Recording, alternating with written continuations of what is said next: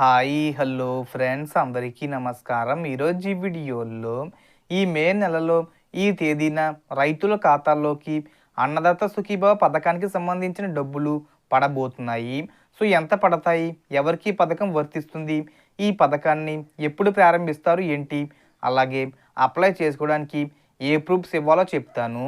అలాగే రైతులకు మరో పథకానికి సంబంధించిన 12,500 రూపాయలు అనేది విడుదల చేయబోతున్నారు. దానికి సంబంధించి కూడా ఈ వీడియోలు తెలుసుకుందాం. వీడియోని ఎక్కడా కూడా స్కిప్ చేయకండి ఫ్రెండ్స్, అండ్ కూడా చూడండి.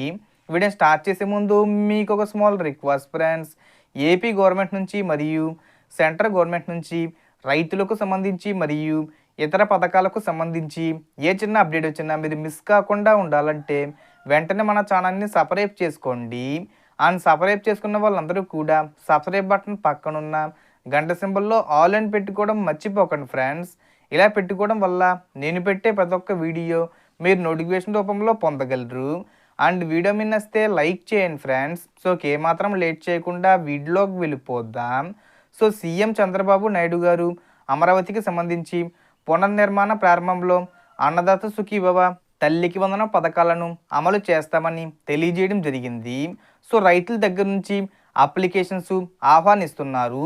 రైతులు ఖచ్చితంగా ఆధార్ కార్డు, అలాగే బ్యాంక్ అకౌంటు, పొలానికి సంబంధించిన 1B అడ్డంగిల్, అలాగే పొలానికి సంబంధించిన ఏవైతే పత్రాలు ఉంటాయో సచివాలయంలో కానీ లేదా రైతు సేవా కేంద్రాల్లో కానీ ఇవ్వాలని తెలియజేయడం జరిగింది. ఒకవేళ కౌలు రైతులైతే ఏ పొలాన్ని మాన్యం చేస్తున్నారో, అంటే దేవుడి పొలాలు కానీ అటవీ పొలాలు కానీ మాన్యం చేస్తున్నట్లయితే ఆ యొక్క పొలాలకు సంబంధించిన పత్రాలు ఏవైతే ఉన్నాయో అవి సమర్పించాల్సి ఉంటుంది.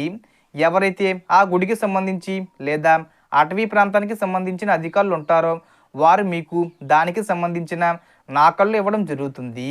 సో ప్రభుత్వం దీంతో పాటు ఏవైతే రైతుకు సంబంధించిన పెట్టుబడి సహాయం ఏదైతే ఉందో పంట నష్ట వర్షాల కారణంగా, అంటే ఈ మే నెలలో పడుతున్న వర్షాల కారణంగా పంట నష్టం జరిగే అవకాశం ఉంది కనుక ఎకరానికి 12,500 రూపాయలు చొప్పున అర ఎకరం ఉన్నా, పావు ఎకరం ఉన్నా, 2 ఎకరాలు ఉన్నా ఎకరానికి 12,500 రూపాయలు చొప్పున ఆ డబ్బులు కూడా ప్రభుత్వం రైతుల ఖాతాల్లోకి వేయబోతుంది.